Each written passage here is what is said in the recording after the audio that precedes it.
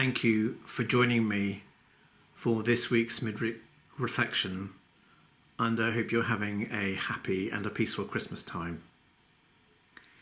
This time of year, these days just after Christmas, are very interesting in terms of the lectionary. That's the set of readings which we follow throughout the church's year. And tomorrow, in particular, is the Feast of the Holy Innocents. And for those of you who may not know about that, it's the time when we recall how in Matthew's Gospel, King Herod the Great tried to persuade the Magi, the wise men, to bring word of where they had found the baby Jesus.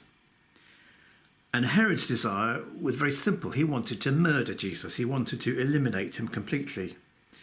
And when Herod realised that the wise men had tricked him and had left the country, he did the most extreme thing he could have done.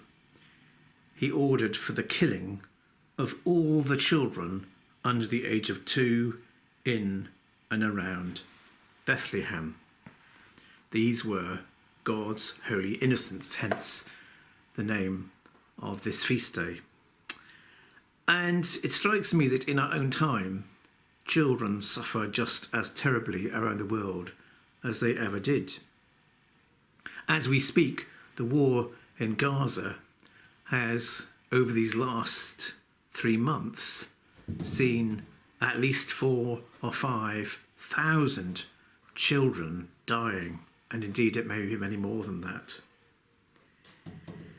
And also, children suffer in all kinds of other ways.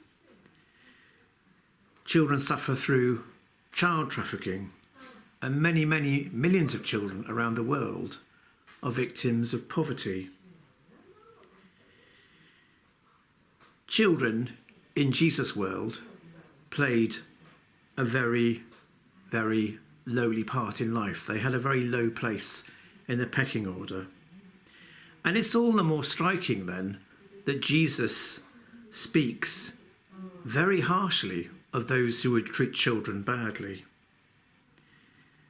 Indeed, he says those who would harm a child, it's better for them that they be thrown into the sea with a millstone around their neck.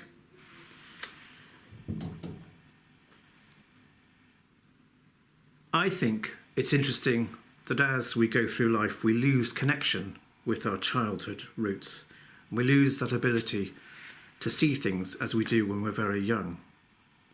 There's nothing more wonderful than the ability that children have to just appreciate the sheer joy and the beauty and the wonder of life. We're approaching a new year. Wouldn't it be a remarkable thing if in 2024 we could all just learn to reconnect a little bit with our own inner child? And would it also be an amazing thing too if all of us could do a little bit more to work to build a world in 2024 in which all of us would be very, very happy for our children to live. I hope you have a really good and joyful new year, and I leave you with the hymn which speaks of just the sheer joy and the beauty of nature for the beauty of the earth.